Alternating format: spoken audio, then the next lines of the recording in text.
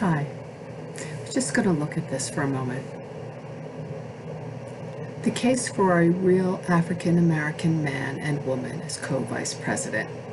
And I say that because I believe that men should not rule over women, women should not rule over men, God should rule over everyone, heaven should, the living gods, because we are alive. And it's time that the world learns to have co-joined rulers. Do I think either of them are just ready to be president? Not at this time, but I believe that that's the case. And I don't believe Kamala Harris fulfills the definition of an African American.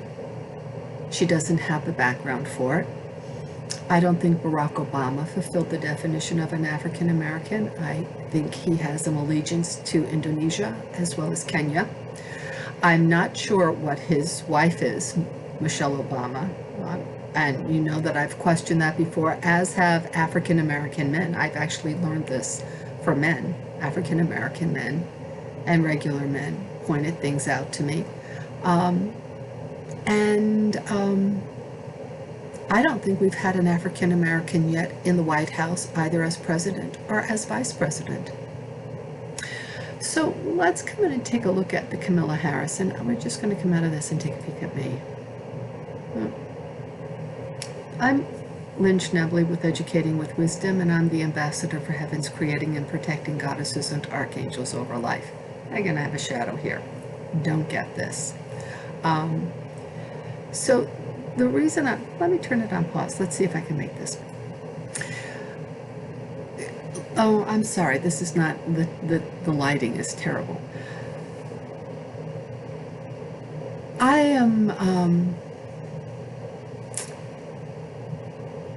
I do not have a problem with having an African American in the White House. Let me see. I don't know why the shadow's coming this way. Having an African American in the White House, an African American in the White House that does not have allegiances to the African Liberation Movement, that does not have its allegiances to Jamaica and the OBing movement, does not have its allegiances. Kamala Harris's family has no allegiance with the United States. Her family was never a slave in the United States. Kamala Harris, like Barack Obama, her mother is not alive to challenge any narrative that may be used for Kamala Harris. I really doubt, now that she's been in, that everybody agrees with what's going on. And I'm really sorry about this dark side of the moon right here. And I would go so far as to say there's a lot of punishment going on with weather in Jamaica, Puerto Rico, the Bahamas. Like God is not happy, California, that whole issue. In fact, I have information online that it's coming up that these are anomalies, and you'll see they're kind of tied to my case. When I first started whistleblowing back in Canada, it was, well, we're not going to go into it. We're just going to go into the end of 2011, which is when the drought in California began. And when they sent Miles Markle out to get me, 5 days later is when you got hit with Hurricane Harvey. And then you had a series of hurricanes that went through until 5 days after he finished seeing me. That was the last one you had. And you're just getting hit left and right. And, you know, they're not good for anybody, what's going on here. So the OBing, and unfortunately, and I think maybe we should be looking at what happened with Black Lives Matter, is that I understand that the 3 women that first initiated Black Lives Matter or were leadership, they were all lesbians, but they've all left. And I bet they don't like the narrative that's coming out from the LGBT community and how it's taken over the Black Lives Matter movement, and how there is a radical group of white transgender women that are men and other transgender men that are speaking against racism and that are hurting African American women both in their rights, in a lot of things, as well as women in general. So I'm just going to say that Kamala Harris doesn't have the criteria of being the African American whose family was enslaved. And I'm going to do another segue into the enslavement, because when we look at the enslavement coming out of Africa, because Africa, like Europe, just stands there with his hands out that says, feed me. But the Africans used the United States to colonize. They didn't have a way to get here. And two, when they say that it was imposed upon them, it was not imposed upon them, and the Africans had lifetime slavery, because female genital mutilation is lifetime slavery. Forced marriage, forced polygamy, female genital mutilation is lifetime slavery. And when they say they had to get their guns or their copper pots from Europe, excuse me, why didn't you produce them yourself? And that does not explain why the Nigerians were still trying to sell slaves as late as the 1980s for lifetime slavery, or why the Ethiopians, their Lion of Judah, who runs over to Jamaica and says, I'm related to Solomon and I'm the real McCoy, and yet he has slaves and he sells people in for lifetime slavery. And most of the Ethiopian women have female genital mutilation, which is lifetime slavery. And Ethiopia made money selling slaves as lifetime slaves to Islam. So the notion that Africa is not responsible for the slavery when they could have been producing the products themselves means that the only reason why they sent those slaves out were to send them out to another continent so they could get their own little colonial thing going on. Because there's no other reason why the Africans could not have done this themselves. Which brings us to the African Americans that are here, who were real slaves. I'm not interested in what's going on in Ethiopia and the Lion of Judah movement and the African liberation movement. I am not interested what comes out of the Islamic liberation movement or whatever those are. I am interested in legitimate people.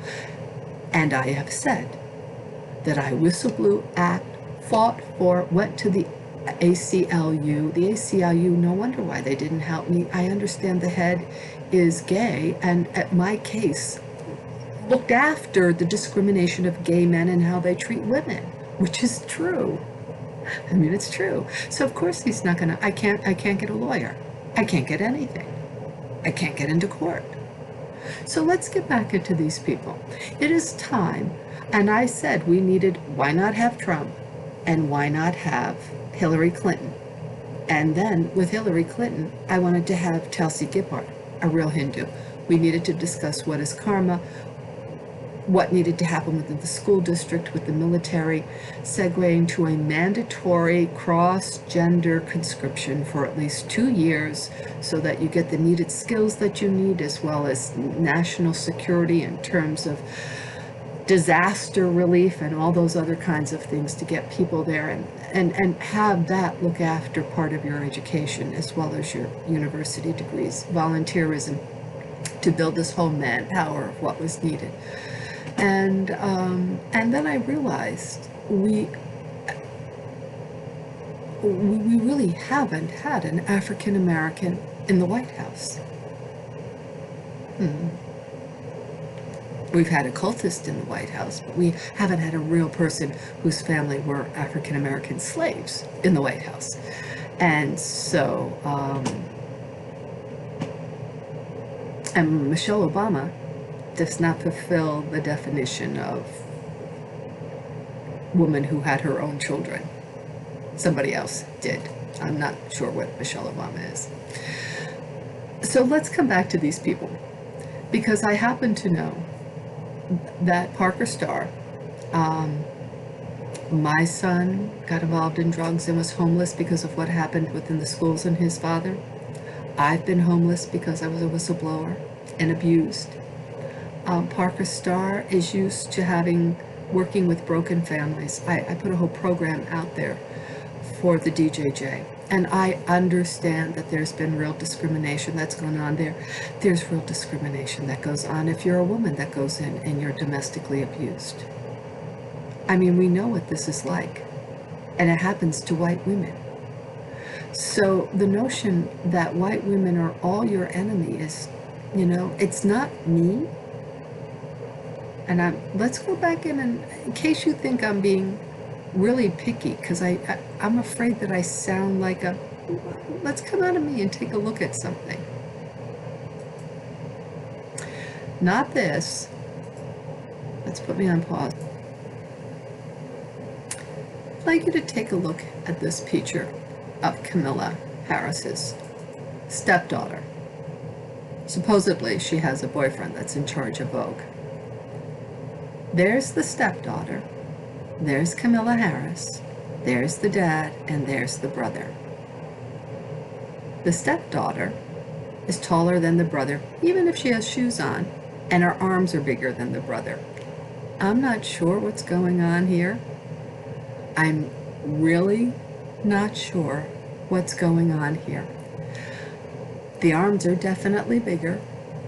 I'm not sure what's going on here. And you're going to see that this is not the same stepdaughter that showed up to the inauguration. So let's see if we can start heading down this way. This is the stepdaughter that showed up to the inauguration, and this is the beau. Right. The new Vogue beau. But that's the stepdaughter. Yeah. Ella Einhoff. Who is her new boyfriend and where did she? Right. That's a boy. That's a different person. I don't know who that is, but that's not a woman. This is, right. Well, that's not the same person who was back here. That's not that. Who's this? I mean, this is called our vice president. Okay. What's going on here? What is this?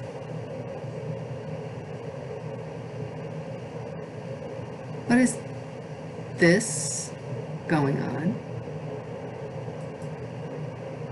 Who's this? This is Doug Einhoff's ex-wife attends Kamala Harris wearing, and that's Ella. Doesn't even look like his ex-wife.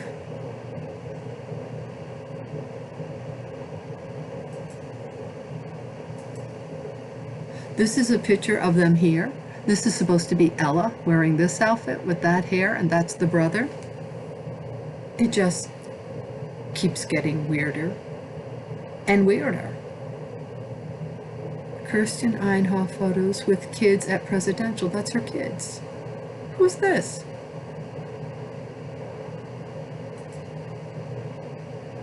Right. I don't recognize that woman as being his wife. Okay, so let's see if it... Oh, yeah, I wanted to show you that. It looks like a hole in his head. What kind of thing is that? Is that like an antenna of some sort? What is going on here?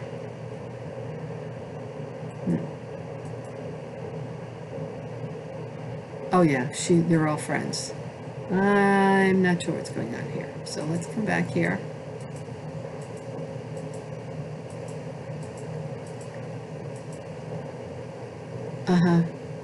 Yeah, here, this is the eating disorder phase. And notice what happens to the eyebrows.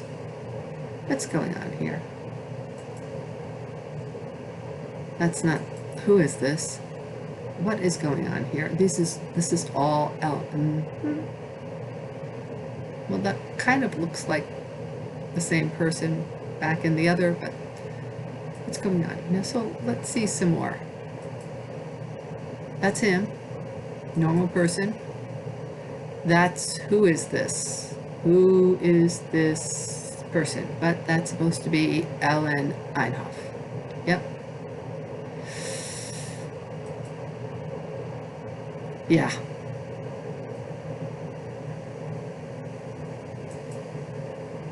Yep. Ellen Einhoff. That's Ellen Einhoff too. That's Ellen Einhoff as well. Who are we looking at here? This that's not Halle Berry. This is Ellen Einhoff. I don't know who it is. Yeah.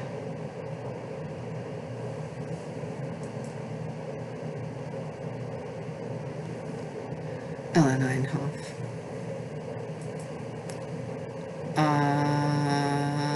Ellen Einhoff.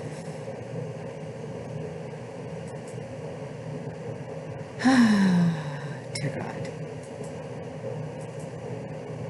Ellen Einhoff. Ellen Einhoff.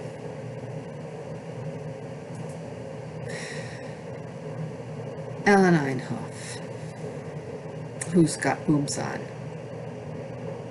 and is definitely emaciated looking here. Ellen Einhoff doesn't look like the same Ellen Einhoff, and I am. What are we doing here? All right, so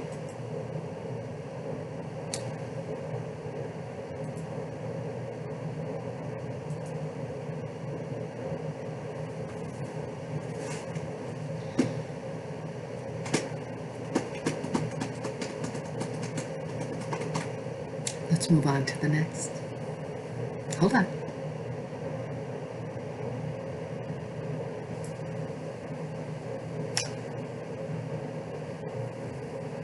What are we really doing here? Who is this person?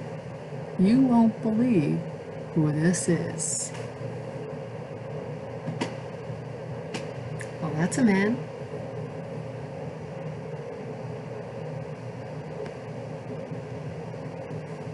Let me make this bigger. Here, no boobs and hiding it. Lumpy padding in the tushy in the area. There's actually lumpy padding going on under the legs. The hands are flushed over the breast, hiding it. The face is pensive. The arms and hands are fleshed. There are no breasts there. You can see the lumpy padding underneath the clothes. These are not fat deposits. These are lumpy paddings that are going on underneath the clothing. Now we have our boobs, and we actually have nipples that are going in different directions because she put the boobs on, or he put the boobs on, over the turtleneck and underneath the sweater. Who are we looking at here? Pamela Karlan. Oh, for heaven's sakes, look at Pamela Karlan. Pamela Karlan mocks women with big boobs? Is that what Pamela Karlan does? Pamela Karlan mocks women with big boobs. That's what Pamela Karlan does. Really? I mean, this is Pamela Karlan. This is Pamela Karlan. That's Pamela Karlan. Oh, that's Pamela Karlan. They're practically hanging down here. This is Pamela Karlan. And this is Pamela Karlan without, without boobs. And being very uncomfortable. Notice how flush the arm is to the body. Notice the padding that's going on here. Notice how this comes across. Notice the look in the eye. Not comfortable. That's Pamela Karlan. This is Pamela Karlan. Completely flushed hands. No boobs. Oh, we put the boobs on over the sweater. Now we got the nipples going in different directions. Here's Pamela Karlan mocking women. Look at the arms. big arms. What are we doing here? Pamela Karlan. I've shown walking before. Pamela Karlan. Pamela Karlan. So we can't say anything to Pamela Karlan because Pamela Karlan says she has big boobs. Is that it? Oh, this is from Australia. This drag queen poses to be a woman, is a researcher that actually goes into Africa, and to go out for a run, the drag queen has decided to put makeup and jewelry on, when most women strip down and don't wear jewelry.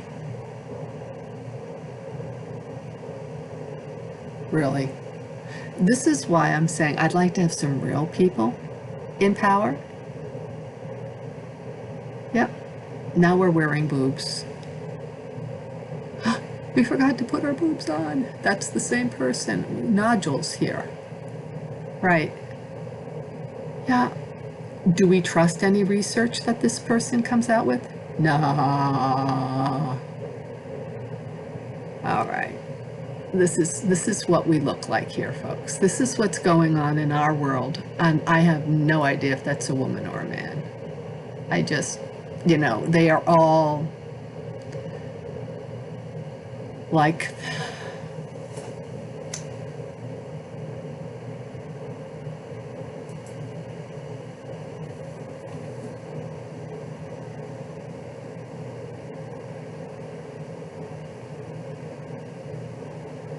it's like Fiona Hill. I have a picture of Fiona Hill walking into a hearing in Congress with an erection showing through the dress.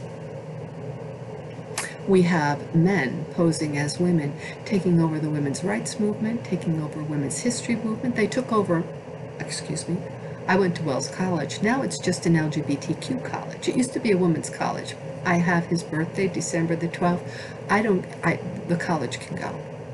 So when we talk about me wanting to put an actual African American in the White House who has, even though our religious understandings are not exactly the same, they're saying they present as they are. And they don't look at people, making fun of them, mocking them, and pulling the wool over your eyes, staring at you, telling you to believe things that you and they all know are not true, because they want you to basically eat their shit 24/7. And I'm not apologizing it. That is exactly what these men are doing. They are making us eat their shit 24/7. So I think it's time that we take real African Americans, and I'm recommending them. I know they're real. They're interested in what's right for all people.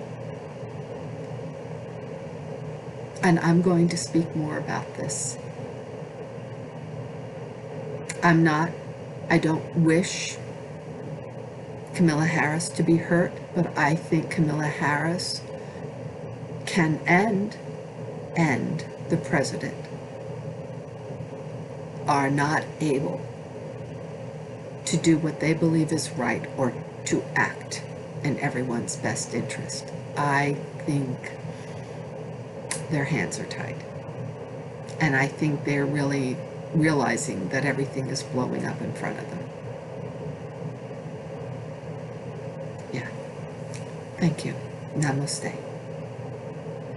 And remember, Kamala Harris's mother is not here to object. Just like Barack Obama's grandmother and mother, he had to die. They all had to die before, one, he could go into public office, and two, before he became president. Right. Well, namaste.